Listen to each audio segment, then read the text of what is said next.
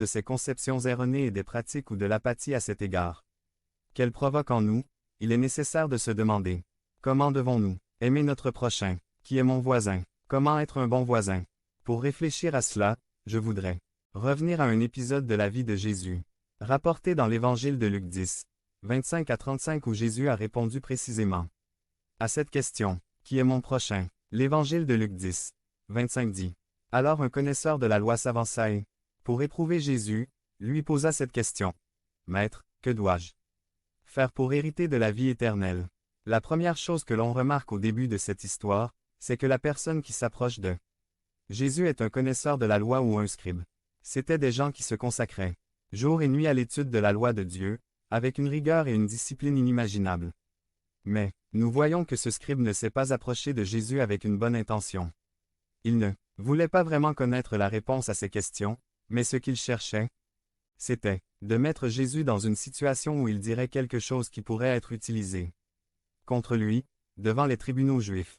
La question qu'il pose à Jésus est une question très fondamentale, en apparence sincère car elle a des connotations personnelles. Que dois-je faire pour avoir la vie éternelle? Je pense que tout croyant sincère s'est posé cette question et qui de mieux que Jésus pour y répondre.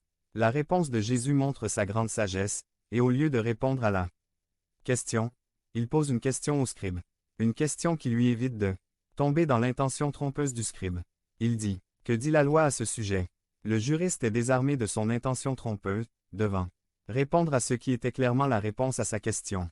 Et il lui dit dans Luc 10, 27, aime le Seigneur ton Dieu de tout ton cœur, être, de toutes tes forces et de tout ton esprit, et aime ton prochain comme toi-même.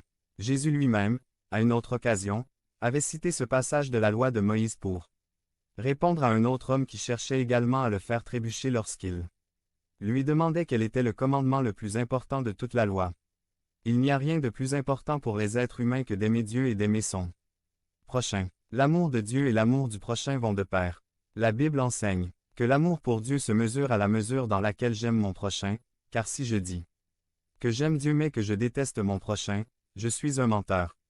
Car, comment puis-je dire que j'aime Dieu que je ne vois pas, si je déteste mon prochain que je vois? Alors, celui qui veut connaître ce qui est le plus important comme principe directeur de la vie doit s'appuyer sur cette instruction divine, aimer Dieu avec tout ce que je suis et aimer mon prochain comme moi-même.